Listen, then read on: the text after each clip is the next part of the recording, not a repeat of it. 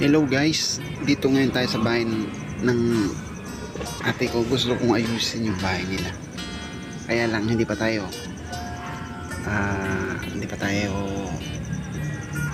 nakakaipon, kaya ito yung plano kong bahay na ayusin talaga noon pa. Pero medyo nag-iipon pa tayo para makapagtayo tayo ng bahay. Tara, silipin natin yung bahay sa harap dito, tapos sa likod tignan natin. Tara, samahan nyo. Tara.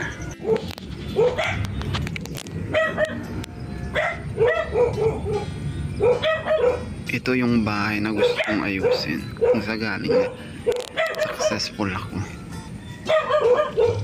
Ito mo, yan ang bahay namin. Yung bahay ng ate ko. Bahay ng ate ko, hindi pa ayos. Medyo magulo. Ito naman yung pinaplanto ko.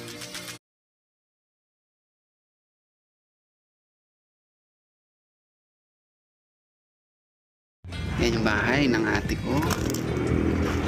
Bahay ng ate ko, hindi pa ayos.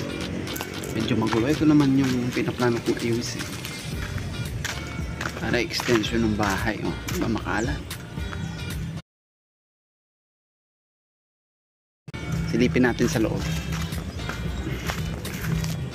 Silipin natin sa loob, diba? Nabagyo yan. Nabagyo. Dapat maraming ayusin, makalat, no? Lumang bahay. Wait lang. Yan, oh, makalat. Bali, butas na kasi yung bubong, eh. Yan ang ayusin natin, no? Medyo luma na ere. Kailangan ng hindi ko alam ang sasabihin. Renovation. Ewan ko. Basta yun na yun. Yan, oh. May butas doon. Open area dito. Diba? Oh. Butas. Dami pang alagang Spider-Man. Kamag-anak yata ng Spider-Man tong bahay na to. May kamag-anak ng Spider-Man yata yung bahay na to. Yan. Ito naman tayo sa likod.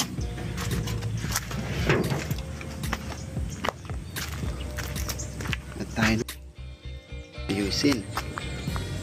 Medyo maraming materialis na kakailanganin dito. Kailangan pang mag-ipon ng medyo matagal. Oh, kalat dito, kalat doon. Kawawa naman ang ate ko. Nabagyo pang bahay. Oh,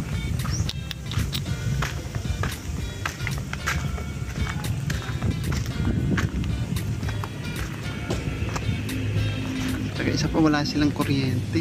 Nawawa naman sila. Yan, oh. Bahay nila, oh. Kalat.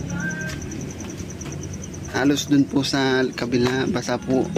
Dito naman medyo okay naman na.